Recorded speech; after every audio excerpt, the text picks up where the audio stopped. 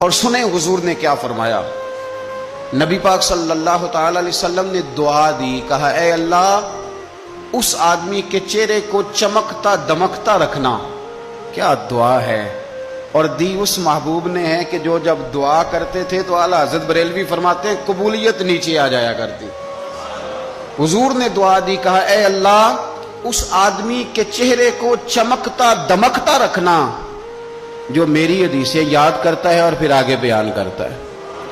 اس کے چہرے کو چمکتا دمکتا رکھنا، یہ رسول پاک صلی اللہ تعالی علیہ وسلم نے دعا دی۔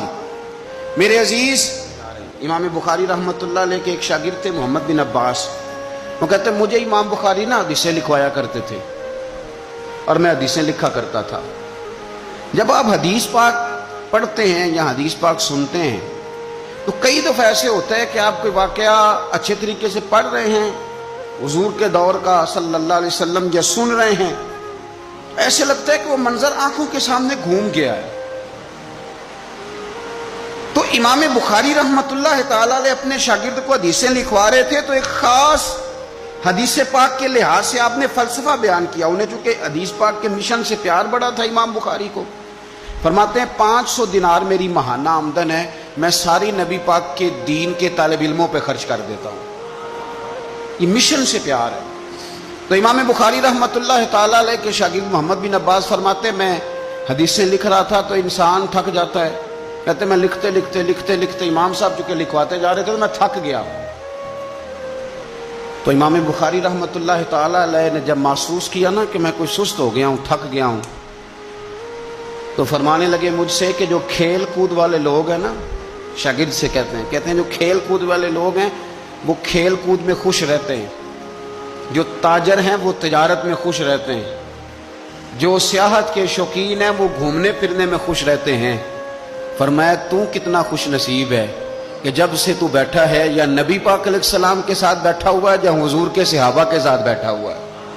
وہ یا نبی پاک کی حدیثیں لکھنا، حدیثیں جمع کرنا، حدیثیں بیان کرنا، حدیث کے ساتھ تعلق رکھنا، اس کا معنی یہ ہے کہ آپ نے نبی پاک کی صحبت اختیار کی ہوئی، آپ نے حضور کے صحابہ کی صحبت اختیار کی ہوئی۔ حدیث پاک کو یاد رکھیں، حدیثیں اپنے ذہن کے اندر بٹھائیں۔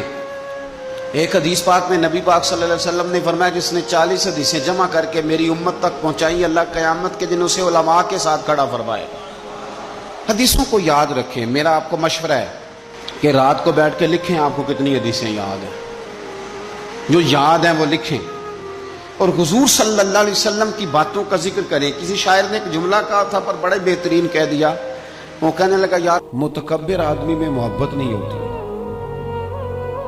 محبت ہمیشہ وہ بندہ کرتا ہے جس میں عاجزی ہوتی ہے، جس میں کسی بھی لحاظ سے کوئی تکبر ہوتا ہے، وہ تکبر علم کا ہو، وہ معاذ اللہ تقوی کا ہو، وہ دولت کا ہو، وہ اقتدار کا ہو، وہ سمجھدار اپنے آپ کو سمجھنے کا تکبر ہو۔ جتنے تکبر کا شکار لوگ ہوتے ہیں کبھی محبت نہیں کرتے، اس لیے کہ وہ کسی کو اس قابل